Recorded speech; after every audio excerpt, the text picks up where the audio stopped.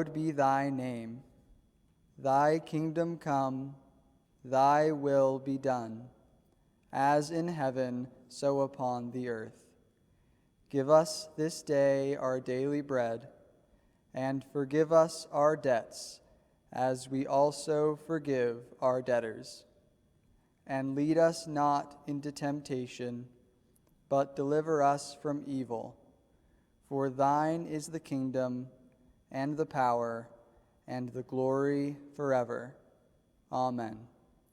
O Lord, forgive us our trespasses.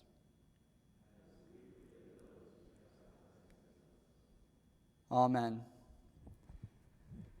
Please rise.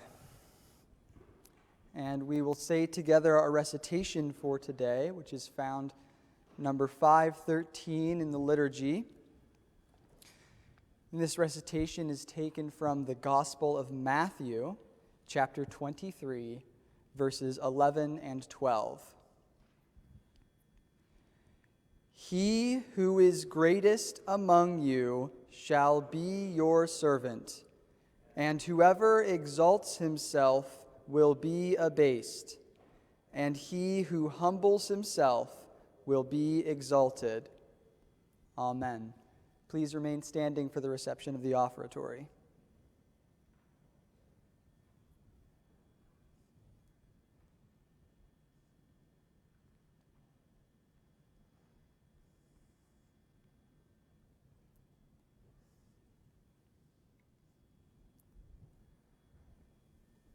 Lord, freely we have received, freely we give back to you. Amen.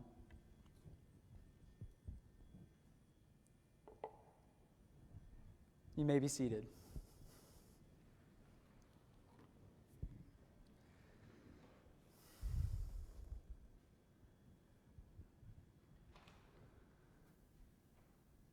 I like to be the best. Talking to the kids specifically, but the adults can answer as well. Who here likes to be the best? Raise your hand if you like to be the best. I do. It feels good to be good at things, right? It feels good to find something that just comes easy to us. And it feels good, especially when it's something we care about, something we love to do. And when we have that combination of passion and talent, it can be so much fun. It can be so much fun to be really good at something, even the best at it.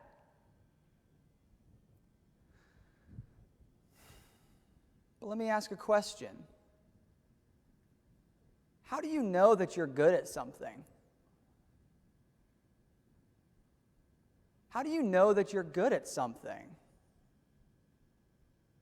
Yeah, Opal.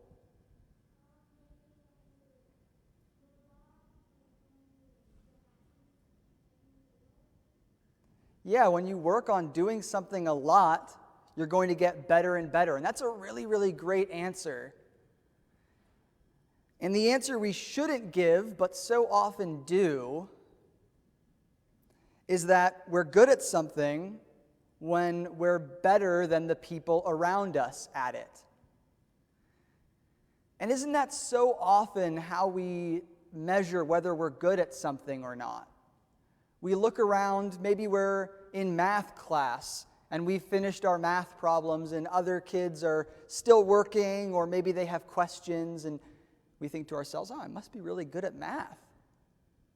Or maybe we're out on the football field and we make a really good tackle, or we catch a really good pass, and a pass that probably no one else on the team could have caught, and we think, wow, I'm really good at football, I guess.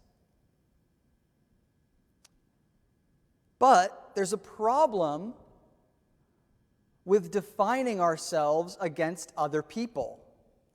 There's a problem with defining whether we're good at stuff based on how we compare to others. So I want you to right now think of something you're good at. Think of something that you really like to do and you think, yeah, I'm pretty good at that.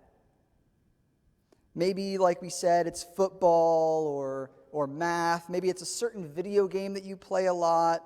Maybe it's drawing. Maybe it's singing. It could be anything. Something you feel like, yeah, I'm really good at that. Now, let's say everyone around you was suddenly a professional. If you thought of football, now suddenly you're surrounded by only NFL players. If we decide that we're going to compare ourselves to others to see if we're good at something, suddenly we might decide that we're really, really bad at that thing. If everyone around us is a professional at it. But that's strange, isn't it? Because our skill in it didn't change at all. Just our surroundings. Right? We didn't get any worse at football because the people around us are better. We don't get any worse at drawing because we're surrounded by talented artists. So when we define what we're good at by comparing ourselves to others, it might not be a very accurate representation of whether we're good at something. I want to read a story from the Word where someone compares themselves to someone else. And it doesn't do them any favors. This is the story of Saul and David. And for those of you that are familiar with this story, Saul is the king, and David works for him. David does what he asks. And David is really good at everything. And Saul starts comparing himself to David and gets upset and gets jealous and gets more and more angry that eventually he decides that David is a threat and he needs to get rid of him. So let's read what happens in this story. This is from 1 Samuel chapter 18. And they had just gone out to battle and won a really great battle. And they're on their way back, and everyone is welcoming them home and celebrating the victory, that everyone's coming home safe and sound. So it says, "So David went out wherever Saul sent him and behaved wisely. And Saul sent him over the men of war, and he was accepted in the sight of all the people, and also in the sight of Saul's servants. Now it had happened when they were coming home, when David was returning from the slaughter of the Philistines, that the women had come out of all the cities of Israel, singing and dancing, to meet King Saul with tambourines, with joy and with musical instruments. So the women sang and they danced, and they said, 'Saul has slain thousands, and David his 10,000s.' Then Saul was very angry, and the saying displeased him. And he said, 'They've ascribed to David 10,000s, and to me they've only ascribed thousands. Now what more can he have but the kingdom?' So Saul eyed David from that day forward." Amen.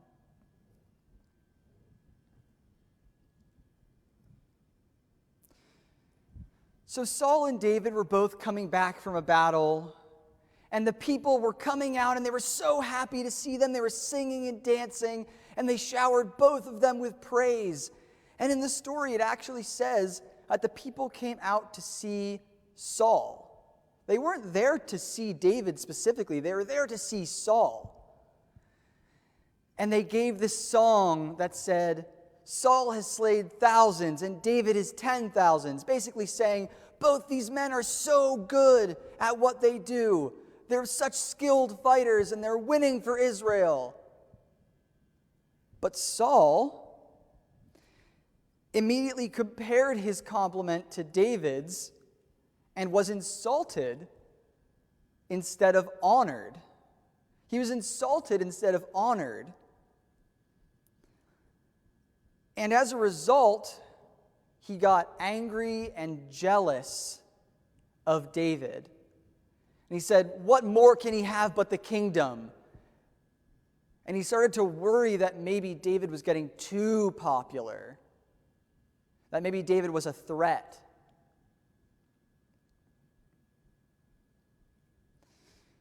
But if Saul had just received that compliment on his own, if they hadn't said anything about David, if Saul had come back and everyone was singing and dancing and said, "Saul, you're so good at what you do," and left it at that, he probably would have been overjoyed.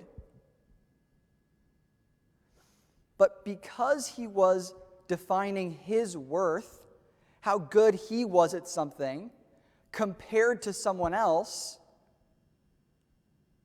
instead of being happy and thankful for the compliment, he was jealous and angry and threatened.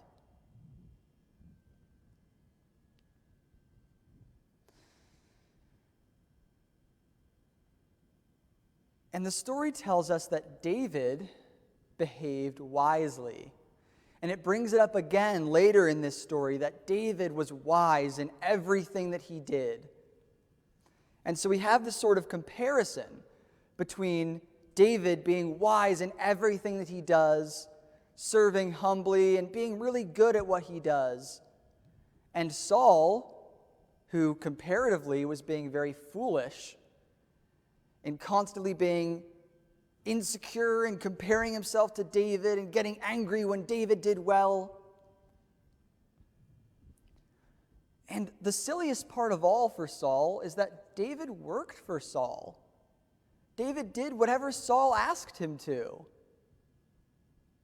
So Saul could have seen David's success as his own success. He could have said, "David, we are doing such great things together. Israel is achieving so much." But instead, he got jealous. So think back to that thing that you're really good at. Think back to that thing you're really good at. Let's say you're really good at something in school. Maybe it's math, maybe it's drawing, and you're probably the best in the class, let's imagine.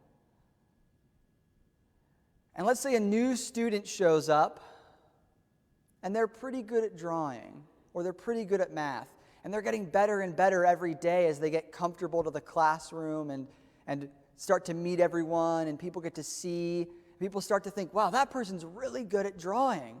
That person's really good at math. How might we feel? How might we feel? Well, like Saul, we might feel threatened. Because that was our thing, right? Being good at drawing or being good at math was our thing. That's what everyone knew us for. And now they're taking that away from us. But remember, them being good at something doesn't make us any worse at it. Them being good at something is just someone else having a talent, and that's exciting. But if we compare ourselves to others to see whether we're good enough, then other people become the enemy instead of our neighbor.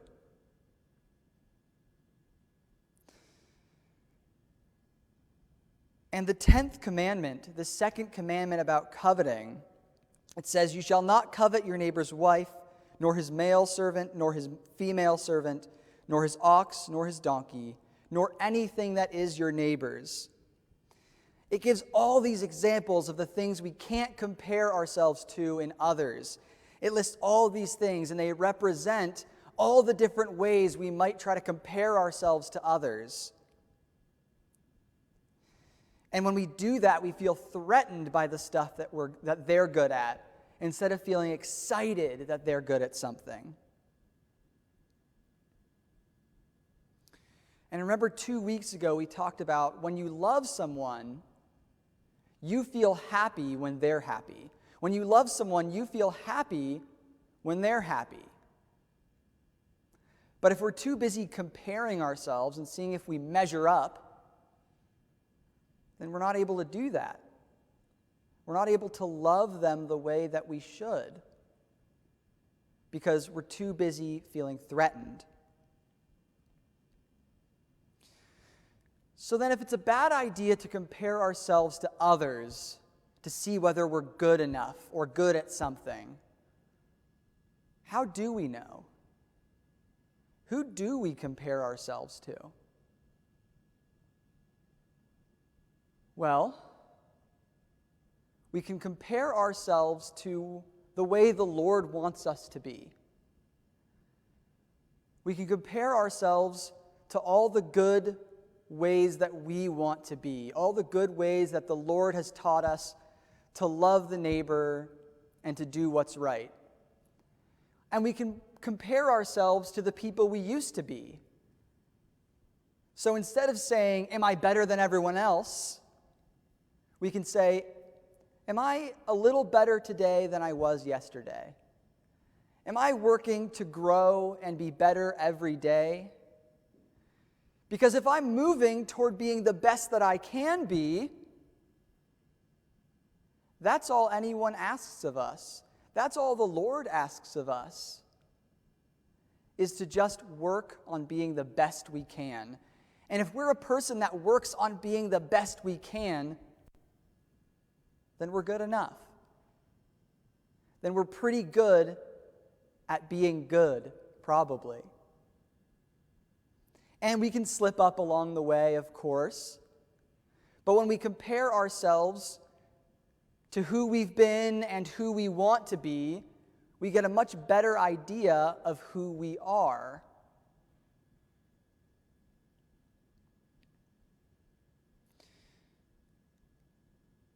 So when you're working on getting better at something, whether it's a physical thing like sports or math or music or drawing, or whether it's a spiritual thing like being kinder or being honest,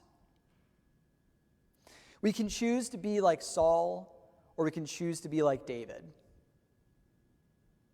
We can choose to compare ourselves to others and get jealous and defensive and angry and not have a clear idea of who we really are.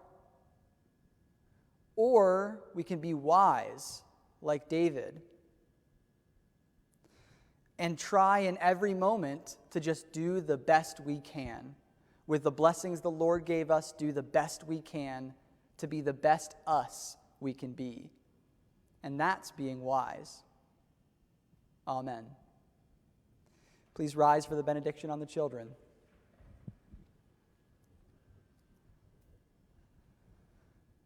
The Lord give his angels charge over you to keep you in all your ways. Amen. Please be seated.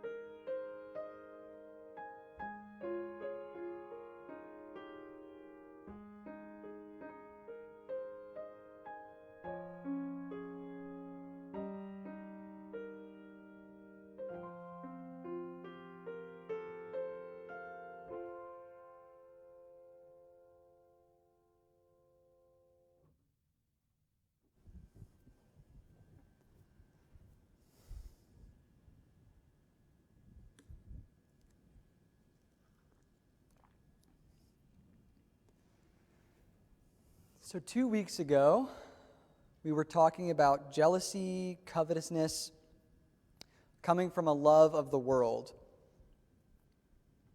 And we talked about how this is sort of the typical way that we think of coveting or jealousy. And we talked about how essential to this mindset is the idea of us deserving something more than someone else, right? The idea that a different person, there's some gift or blessing or happiness that they haven't earned or don't deserve. A mindset that the Lord is never in, wanting to constantly bless us in every moment if we'll just believe.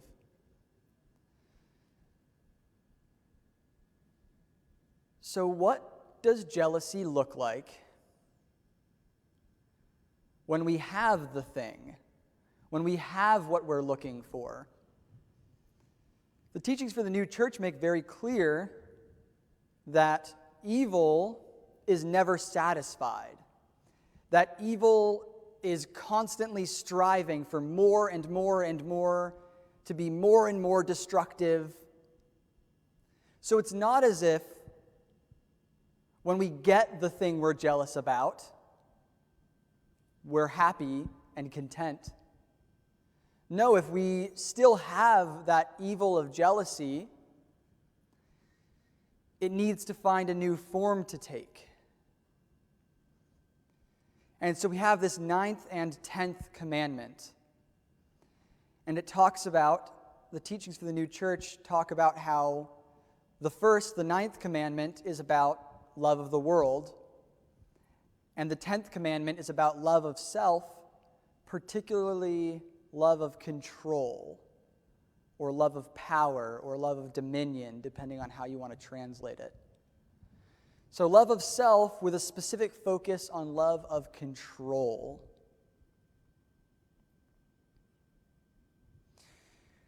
And it's explained in one of our readings for today, taken from Apocalypse Explained, number 1022. And the reading is found in our pamphlet for today. You're welcome to read along. It says, "Thou shalt not covet thy neighbor's wife, his manservant, or his maidservant, his ox, or his ass. These signify affections in the word. But because coveting and desiring these affections means to want and eagerly desire to subject a person to one's own authority or bidding, it follows that lusting after these affections means the lusts of the love of self, that is, of the love of ruling. For thus does one make the things belonging to a companion to be his own." So it says all this list of wife, manservant, maidservant, ox, ass. This list represents different affections that we want to be in charge of.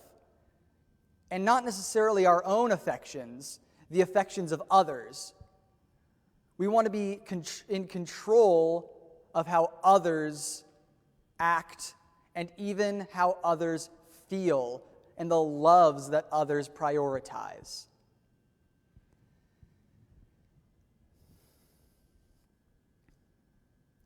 It's a desire to be totally in charge. So let's take a closer look at Saul and David.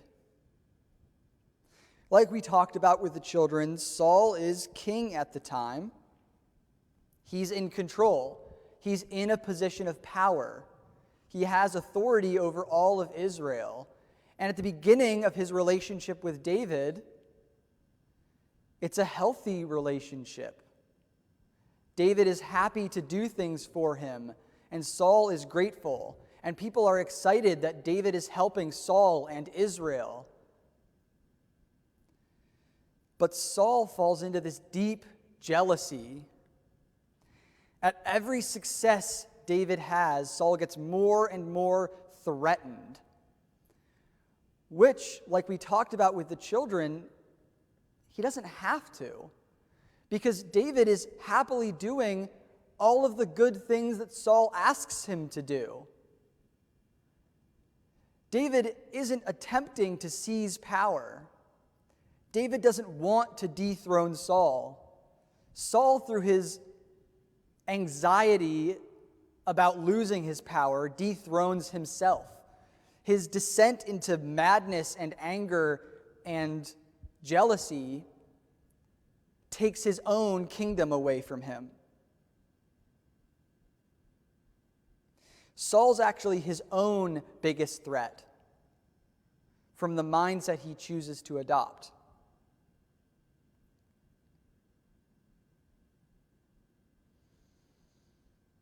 And this is what jealousy can look like when we already have everything. When we already have what we want. Right? Saul is king over all of Israel. He's the first king. He's tall. He's handsome. He's good in battle. He is a good leader at the time. He seemingly has it all. So what does he have to feel threatened about? Rationally, nothing. But evil is seldom actually rational. In fact, it never is. And so he gets in his mind that David is out to get him, and he has to make sure that David doesn't get any more popular. He has to put him in his place, or else everything might crumble around him.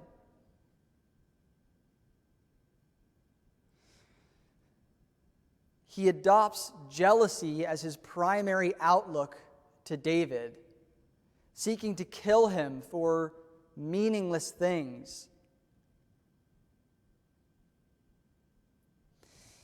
He adopts what the 10th commandment warns us against, this desire for control from a love of self. And when we do this, obviously not to such an extreme, at least I hope not, it always leads us down a bad path. And the teachings for the new church in the book True Christianity lay out for us just how bad it can be. It says, "The evils that prevail with those who are in a love of self are, in general, contempt of others, envy, enmity toward those who do not favor them, from which results hostility, hatred of various kinds, revenge, craft, deceit, unmercifulness, and cruelty." It really lays out a long list of all of the dangers that await us when we decide that our primary relationship with another is to keep them from taking what's ours, to keep them from overthrowing our power. And on a grand scale, we see this play out through the course of history over and over again, with every corrupt leader we've ever seen when we look back at the history books. So often, the worst atrocities are committed when someone's power feels threatened and they decide that something has to be done about it. And true Christianity says hatred of various kinds. When we look back on bigotry of all kinds, based on race, gender, religion, whatever we want to judge others unfairly for, it comes back to this desire for control. So we can see this on a grand scale, but it's also important to be able to look inward and see where this might show up in ourselves in a less dramatic fashion, in a more hidden and mischievous way. So, how does this show up for you? In what situations is control important enough that you're willing to mistreat others around you?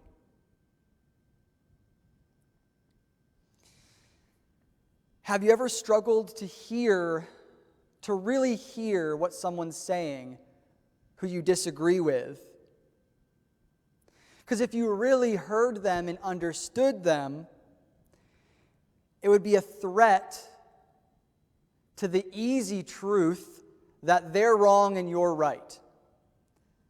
That they're seeing it wrong completely and you're seeing it right completely. And if we actually stopped and listened, maybe we'd understand and have to reevaluate ourselves, lose some of that control over what we think is right. One that I've struggled with is being hyper-aware of how I am presenting myself to those around me. Because I want to, in every moment, be in total control of other people's opinions of me. Maybe some of you connect with that. There's all sorts of ways that this desire for control shows up. And in every situation, it distracts us from what we're supposed to be doing. Either from caring for and supporting those around us, or from doing what we know is right. And of course, the heavenly doctrines talk about the type of leadership that comes from a love of usefulness and a love of the neighbor. And that's not what we're talking about here. We're talking about an idea of control that comes from selfishness. And like the justifications we were talking about 2 weeks ago, we can also justify that, no, I'm controlling the situation because I know what's best, and I'm going to help be a leader in this case. And maybe sometimes that's true, but maybe sometimes it isn't.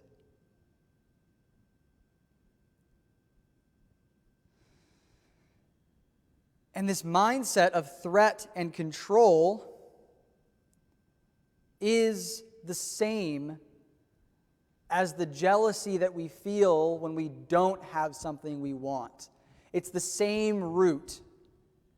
It's the same source. But it shows up in a different fashion. It shows up in a different kind of selfishness.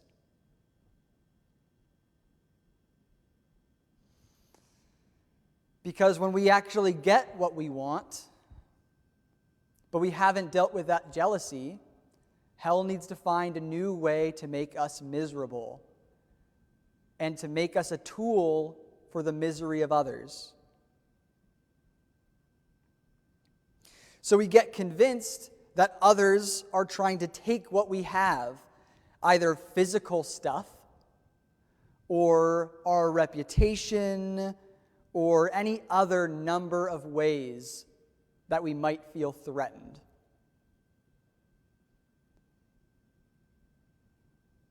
And as a result, we can fall into othering people. A term basically meaning to make someone distant enough from you that they don't deserve the same kind of treatment as the people you see as one of yours, as one of your own. Right? If someone is a threat,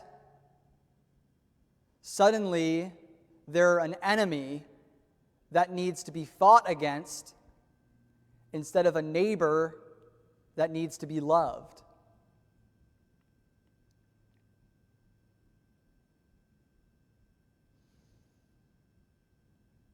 So how do we avoid this? How do we avoid this desire for control?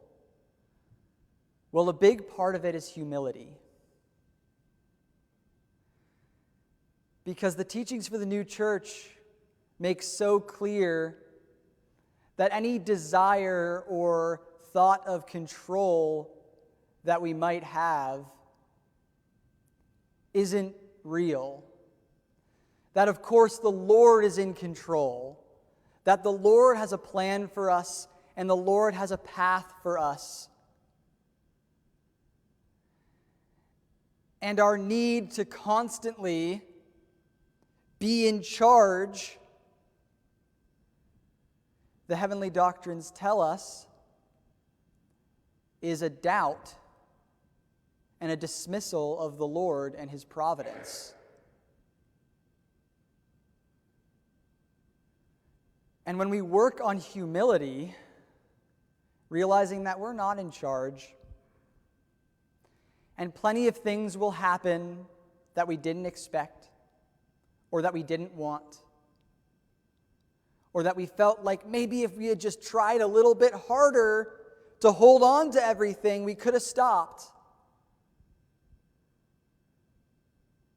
But the Lord is in control. And when we come from a place of humility and realize that the Lord is leading each and every one of us, suddenly that enemy that we were looking at is just another person being led by the Lord, that's trying their best to know what the path to heaven looks like and trying to walk it. And with that, we can better understand, like we talked about with the children, ourselves and what should really matter to us.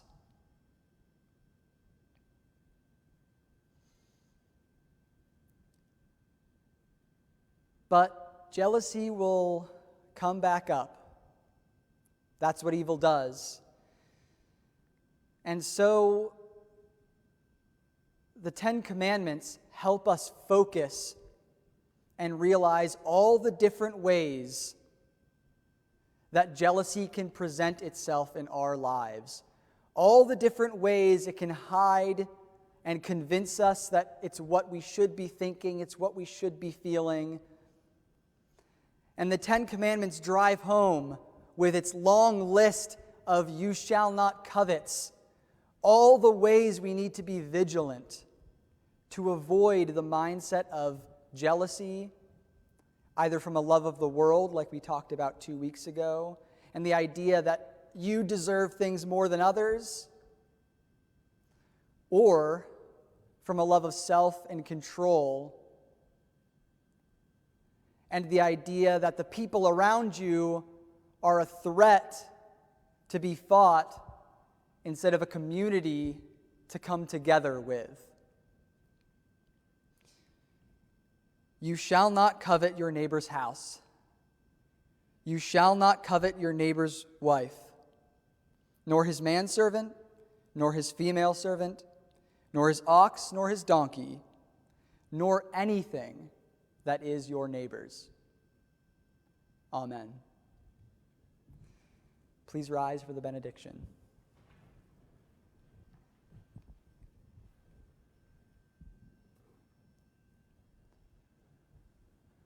Grace, mercy, and peace from him who is, and who was, and who is to come. Amen.